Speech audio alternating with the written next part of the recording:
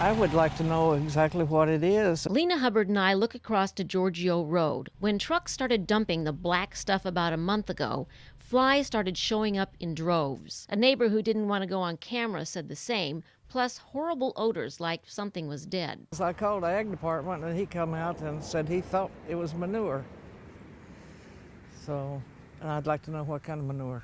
She didn't get answers. So I'll go talk to him. I called environmental health, and the officer promised to check on conditions out here. A truck driver told me this is sewage sludge from the city. The land out there are owned by the city. Louis' son is wastewater manager. Sludge left from water treatment is spread on fields which are leased to farmers. They've put dry fertilizer on it before. Hubbard says they didn't used to have such bad problems. It doesn't bother anything. But this year it's different. This year it's different. That's the first time I've ever seen it. We used to have sludge drying beds. She's right. They changed the process after this plant was expanded, and the sludge is not as dry as before.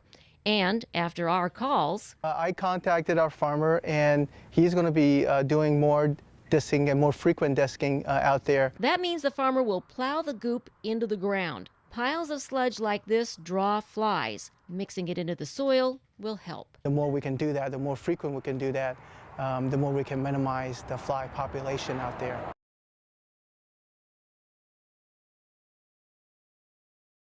People that have a hidden lifestyle that they don't show to other people. And according to this witness, who wants to remain anonymous, that hidden lifestyle involves men having sex or sexual relations at public parks. They'll go there, they sit in their cars, they walk around the park. There will be people that are together in the bathroom. Sometimes it's men and women together. Other times it's two men. As a gay man, our witness is upset by this activity because it creates negative stereotypes for homosexuals. It's very upsetting. I mean, this is not the picture we want painted of us. This isn't your normal, everyday, out gay person that you work with, or friend, or family member. This is somebody that's got a secret that they're hiding from people. While this may be a secret, our witness says the men aren't shy about asking for sex. I've had people come up to me and literally pull out their private parts and flash them right to you right there and say, is this what you want? We wanted to see for ourselves if it was really happening. We went to parks around Bakersfield several times. This is video taken from one of those instances by an undercover decoy at Yokett's Park. After sitting outside for about 10 minutes, our decoy was approached. The conversation stays innocent. And then the man suggests that they go somewhere more private to talk. Once they get on a nearby bike trail, the man starts asking for sexual favors. And if you walk just a few hundred feet off the trail, evidence of those sexual acts is easy to find. We found dozens of condom wrappers, used condoms, and other sexual paraphernalia. After that, we took our findings to Bakersfield Police. And this is right next to the bike trail. Like right off the path. We asked Detective Mary DeGear if what's happening at the park and off the bike trails is illegal. The law prohibits a person from soliciting another person to participate in lewd conduct while in a public place. From what I'm seeing on the video, the elements are present. We then asked her if police could crack down on this activity. She said they need the public's help. If anyone is aware that this is taking place, they need to report it, and we'll respond to it, and we will enforce it. And hopefully that will make the parks a little bit safer. Yeah, I've seen parents that are in an area for the barbecues and having a birthday, and the children are riding their bikes around, and you know, kids aren't going to say, "Mom, I need to go use the bathroom, come with me," you know, especially if the restroom is right there at the park. So I'm thinking that this, you know, it's dangerous, and it's something that children don't need to see.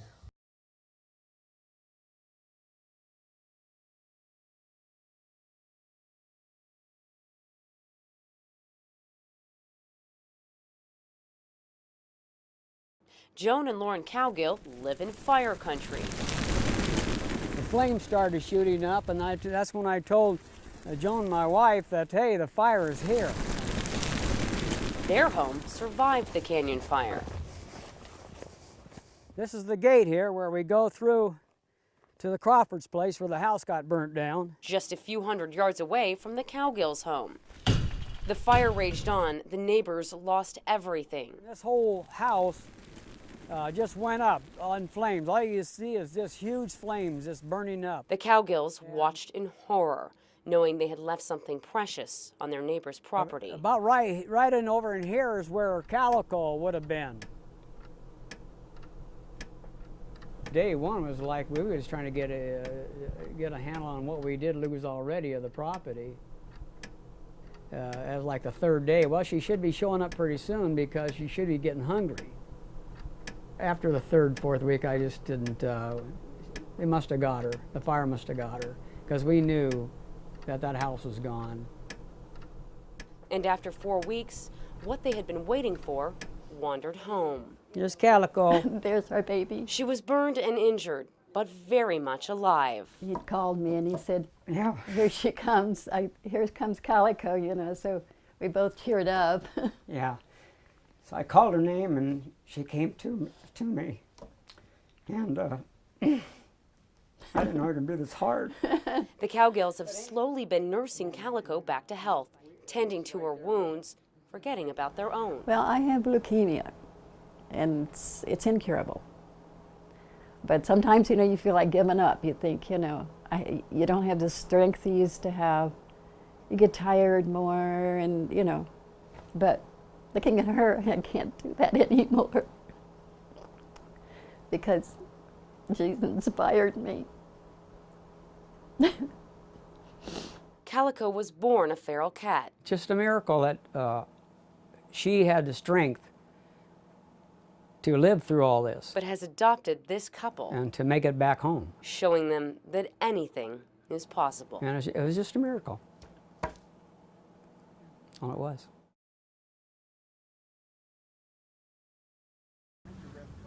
The piles of dead sheep cover a wide area, and this is not legal. I would say no. Dead animals by law must be disposed of properly. What the officer has told me, from what you have seen, no, I don't believe it is. An animal control officer met us out here. It's near Highway 119 and I-5. We went from here to here and then back here. The officer's truck has GPS, and they can then look at maps and figure out who owns the land. What we'll do is give an order to write a letter to the owner of the property and advise them that there are these animals that are not properly disposed. There's a whole bunch of dead lambs. A man camping here had spotted the animals. He heard a truck one night and discovered it had dumped off dead lambs. We'd like to know how they got there in the first place. Animal Control Director Guy Shaw says the animals have no tags, so that'll be tough. But he looks up county rules on animal disposal. The owner of any animal which dies shall bury or otherwise dispose of it so the animal in a manner that does not create a nuisance or a health hazard. The sheep could be buried here if that doesn't cause environmental problems. And even if the landowner knew nothing about it. Just because it was illegally dumped doesn't really give them the, an out that they don't have to do anything. It's just something that happens. You don't leave them up on top of the ground to rot. The man who found the animals is disgusted. It's just not right, he says. Now that we've found it, an animal control officer will keep an eye out here. Watch it and see if it's growing, or maybe he sees a vehicle go in there that we can stop and investigate.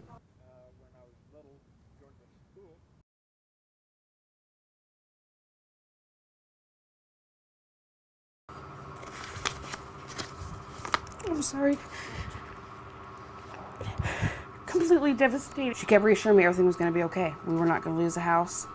I knew she was lying to me as soon as those letters started coming in. In 2009, Jennifer Hallett was one of several calls received on our tip line that investor Alice Kantin had cheated them out of their home and their $30,000 deposit. Hi, how are you? I'm Anthony Bailey. I'm a reporter with Eyewitness News. We found Alice running a hypnosis clinic on Stockdale Highway. Is she out $35,000?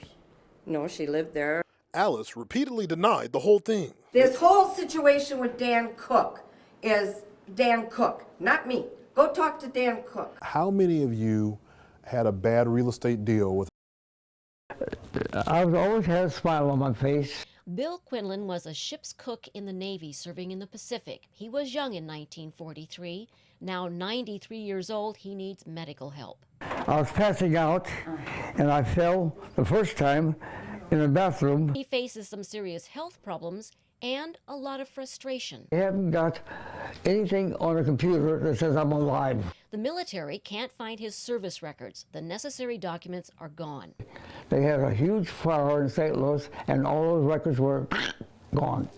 The St. Louis fire in 1973 destroyed a lot of military papers. I went to the Kern County Veterans Service Office looking for answers.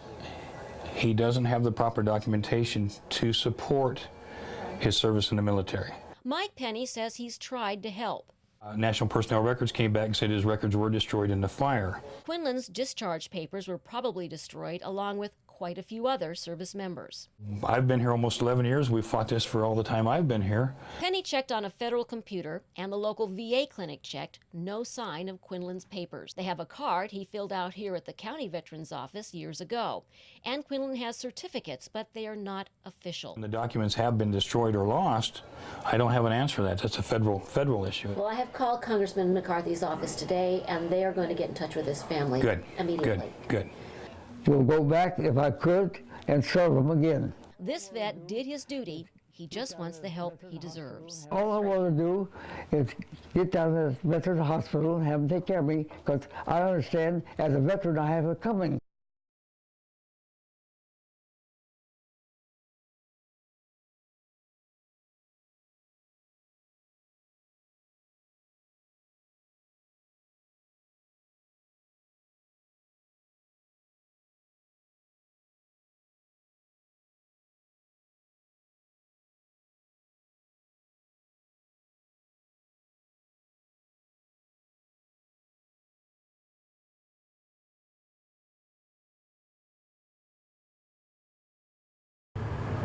This is my mom. This is the victim. Hi. 77-year-old Ida Feist recently bought some boxes from Southside U-Haul on Union Avenue, and she paid $17.37 charged to her debit card. But shortly after, she discovers charges made to her account. $391, $200, $300, another $200, and another $300, totaling $1,391.64. And all of the charges come from the same U-Haul store where Ida bought those boxes. Ida was taken aback when the manager told her why her account was being charged. They said something about that I had co-signed for a truck, and which I have never done that, never. And also that they can't find the truck now. Ida says U-Haul told her she had co-signed to rent the truck for a Michael Alvarez. There's a problem. Ida's family tried to get answers from U-Haul, asking to see documents she had supposedly signed, but they got nowhere. 5 charges that you guys did not authorize, yes. Right? Eyewitness News investigative producer Tamara Christian confronted store management. I'm Tamara with Eyewitness News. Could you please, okay, but I would like to speak with the manager or the owner. The general manager is gone and I'm the assistant manager. Okay, so what's your name? Ma'am, I'm not talking to you about anything right now. Okay, that's fine. Are you going to work with these people? Ma'am, I'm not speaking to you about it. She said the family is suspicious about the whole matter. Someone charging hundreds of dollars at the same store where Ida bought the boxes. I think it's an inside job that someone is banking some money and they thought they could get away with it. After telling the family to leave the store, the assistant manager apparently had a change of heart, later coming out and telling the family all documents had been sent to the corporate office. However, that's of little comfort to 77-year-old Ida, who survives on a fixed income. It's strained my account. I don't have anything in my account now. At this point, I'm without anything. So you're penniless at this point? Right.